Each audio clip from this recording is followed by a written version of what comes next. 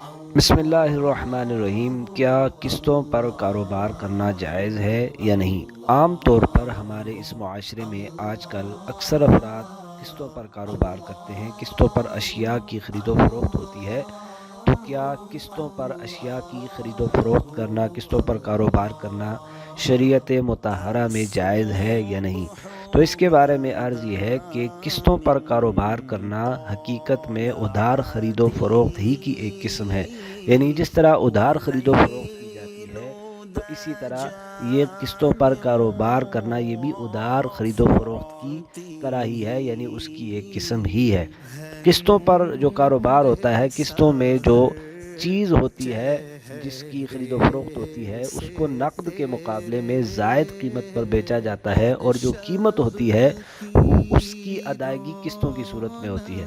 نقد اور ادھار کی قیمتوں میں فرق کرنا شرعاً جائز ہے، لہٰذا قسطوں پر خرید و فروخت بھی جائز ہے، لیکن جب سودا ہو رہا ہو، جب فریقین کے مابین وہ جو مبیع ہے، جس چیز کی خرید و فروخت ہو رہی ہے، اس وقت کوئی غیر شرعی شرط نہ لگائی جائے، کوئی غیر شرعی شرط لگائی جائے تو پھر اس وقت وہ بیع ناجائز ہو جاتی ہے، وہ خرید و فروخت جائز نہیں ہوتی۔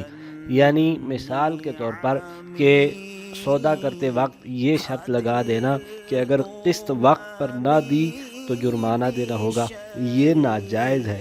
یعنی یہ شرط لگانا ناجائز ہے، کیونکہ شریعت میں یعنی شریعت مطہرہ میں مالی جرمانہ جائز نہیں، لہٰذا اس شرط فاسد کی بنا پر یہ بیع فاسد ہو جائے گی، جس کا فسخ کرنا عاقدین پر، یعنی جو دو عاقدین ہیں، عقد کرنے والے ہیں، بیع کر رہے ہیں، خرید و فروخت کر رہے ہیں، ان پر واجب ہوگا۔ اگر وہ اس بیع کو فسخ نہیں کرتے، یعنی اس بیع کو ختم نہیں کرتے، تو وہ دونوں گناہگار ہوں گے۔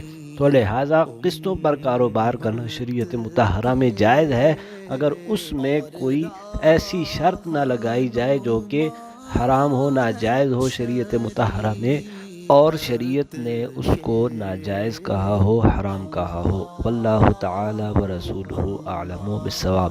اللہ تعالیٰ اور اس کا رسول ہی بہتر جانتا ہے۔